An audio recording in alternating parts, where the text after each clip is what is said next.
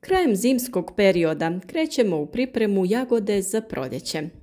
Priprema se sastoji od čišćenja i uklanjanja starog lista, prorjeđivanja te gnojidbe i zaštite. Razvoj bolesti u jesenskom i zimskom periodu najčešće jako oštećuje list, pa ga je potrebno ukloniti te napraviti prostor za razvoj novog lista. Ovo radimo krajem zime, neposredno prije kretanja vegetacije. Tamo gdje je potrebno, oko korijena biljke dodajemo zemlju da bi biljke imale više prostora za razvoj. Uklanjanje starih listova obavljamo kada se temperature ne spuštaju puno u minus. Stari list biljku donekle štiti od hladnoće, pa treba obratiti pažnju na temperature. Nakon rezanja stare listove treba ukloniti i dobro počistiti međuredni prostor. Kod bujnih sorti i intenzivnijom prihranom kod jagoda dolazi do većeg razvoja bokora. Samim tim, gustoća jedne biljke može biti prevelika, pa je potrebno prorjeđivanje bokora. Po jednoj biljci ostavlja se 3 ili 4 bokora koji su po mogućnosti usmjereni u različitim smjerovima. Kod profesionalnog uzgoja jagode nakon uklanjanja starih listova radi se tretman preparatima na bazi bakra. Na taj način se sprečavaju razna gljivična oboljenja koja su kod jagode dosta česta.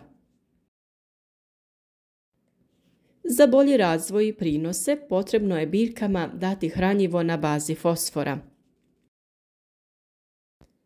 Na ovaj način jagode su pripremljene za plodonošenje, a za više informacija ostanite s nama do kraja videa. Svi koji se bave uzgojem jagode u proljeće se susreću sa velikom količinom oštećenog lista, koji je često suh ili prekriven raznim oštećenjima. Najčešći razlog je gljivično oboljenje. Upravo zbog toga, krajem zime pristupamo čišćenju nasada jagode od starog lista iz 2 razloga. Prvi je da uklonimo bolesne listove i na taj način spriječimo širenje bolesti na nove mlade listove. A drugi razlog je da prorjedimo biljku i napravimo prostora za razvoj novih izdanaka koji će nam dati plod. Na ovaj način biljka dobiva prostora za razvoj, što će u kasnijem periodu dovesti do boljih prinosa. Postoji nekoliko oboljenja koja se javljaju na listu jagode, a najlakše je umanjiti njihovo djelovanje uklanjanjem oboljelog lista. Ipak to neće biti garancija da se spore gljivice nisu prenijele na prostor oko biljke i na druge listove, pa se zbog toga u praksi najčešće radi tretman fungicidima na bazi bakra. Kod hobi uzgoja preporučujemo da se jagode sade na većoj udaljenosti da bi se spriječilo širenje bolesti. Spore gljivice se lako raznose vjetrom, pa se bolest lako širi. Velika količina vlage u prostoru oko biljaka povećava vjerovatnost pojave bolesti. Zbog toga uklanjamo travu u međurednom prostoru da bi se tlo što brže sušilo, a da bi spriječili rast novog korova, taj prostor prekrivamo agrotekstilom. Na ovaj način spriječiti ćemo prljanje plodova koji često zbog težine padaju na tlo. Intenzitet rasta i razvoj jagoda može se postići izborom kvalitetne sadnice i kvalitetnom prihranom. Mi uvijek biramo certificirane sadnice visokog kvaliteta, a njih smo nabavili u rasadniku Drijen pored Zagreba. Veliki izbor sadnog materijala na jednom mjestu, pa ako ste u blizini, posjetite ih. Posjetite i njihovu web stranicu i web shop te se uvjerite u veoma širok izbor voćnih sadnica. Link ćemo vam ostaviti u opisu videa. Nakon sadnje uvijek koristimo organomineralna hranjiva za bolji početni razvoj biljke. Svaki razvoj biljke kreće od razvoja korijenovog sistema. Kada biljka razvije jak korijen, tada će lako i brzo krenuti i razvoj drugih dijelova, a na kraju i berba će biti obilnija. Za tu namjenu uvijek koristimo Vital Power Foss. Za veće plantaže kod kojih se jagode navodnjavaju preko sistema kap po kap, preporučuje se pri kretanju vegetacije jedno prihranjivanje ovim hranjivom. Na površinu od 1000 metara kvadratni dovoljno je na 1000 litara vode dodati litru ovog organomineralnog hranjiva. Već kroz nekoliko dana krenuti će i jači razvoj biljke. U takvom razvoju biljke trebaju imati prostora. Svaka jagoda stvara nove bokore, odnosno izdanke, koje je potrebno prorijediti. Na svakoj biljci treba ostaviti optimalan broj izdanaka, a taj broj se kreće od 3 do 4 izdanka po biljci. Kod bujnih sorti broj izdanaka koji se stvaraju je jako velik, pa ih je potrebno držati pod kontrolom i uklanjati. Pri prorjeđivanju izdanaka uvijek ćemo ostavljati one izdanke koji su usmjereni na različite strane. Na taj način biljka će biti prozračna i imati će dovoljno prostora za razvoj novog lista. Nakon ovih radova jagode su spremne za novo plodonošenje, a ako ne bi bilo hladnog vremenskog perioda, urod bi mogao biti odličan.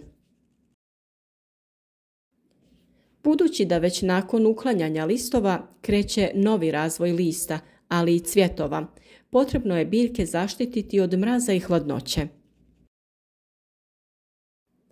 Za to se može koristiti PVC folija, ali i agril. Za PVC foliju potrebno je pripremiti konstrukciju na koju bi mogli pričvrstiti foliju. Najčešće se koriste niski tuneli gdje se po potrebi folija lako može podići ili spustiti. Za upotrebu agril platna čak nije potrebna ni konstrukcija. Biljke se jednostavno prekriju ovim tankim materijalom i na taj način zaštitimo ih od mraza. Ovu zaštitu radimo da bi spriječili uništavanje cvjetova na jagodi.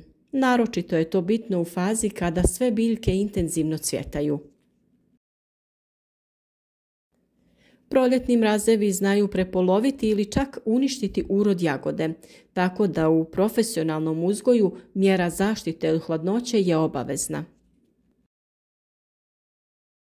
Jagoda je osjetljiva na sivu plijesan koja se javlja u fazi zriobe jagode, što često predstavlja veliko razočarenje za proizvođače jagoda. Nakon uloženog velikog truda u proljetnom razvoju, plodovi često u velikoj mjeri budu zahvaćeni ovom bolešću, te trunu i propadaju već na biljci. Osim toga, i ubrani plodovi brzo trunu i postaju neupotrebljivi. Zbog toga se ova bolest ne prepušta slučaju, već se radi preventivna zaštita u fazi cvjetanja biljke. Za sprječavanje ove bolesti i uništavanje gljivice koja uzrokuje ovu bolest koriste se fungicidi, a najčešći su Signum, Switch i Teldor. Kod primjene ovih preparata treba paziti na karencu i ne primjenjivati ih neposredno prije berbe. Zbog toga se preporučuje primjena u fazi cvjetanja, kada su cvjetovi jagode veoma ugroženi i kada kreće zaraza. Koncentracija za primjenu Switch preparata je 10 grama na 10 litara vode za površinu od 100 kvadratnih metara. Pravilnom primjenom fungicida smanjuje se njihov utjecaj na čovjeka i na okolinu. Obavezno je ove preparate primjenjivati na kraju dana kada se završe aktivnosti pčela na cvjetovima jagode. U ovom videu smo dali potrebne informacije za uspješan uzgoj jagode i ostvarivanje većih prinosa. U narednom periodu pokazati ćemo rezultate i plodove našeg rada, pa ostanite sa nama na kanalu. Zapratite naš kanal za još ovakvih videa, te podržite naš rad sa lajkom. Pišite nam u komentare kako vi uzgajate jagode, te kako se nosite sa bolestima na jagodi. Podijelite video sa prijateljima na društvenim mrežama da bi i drugi vidjeli način na koji se uzgajaju jagode.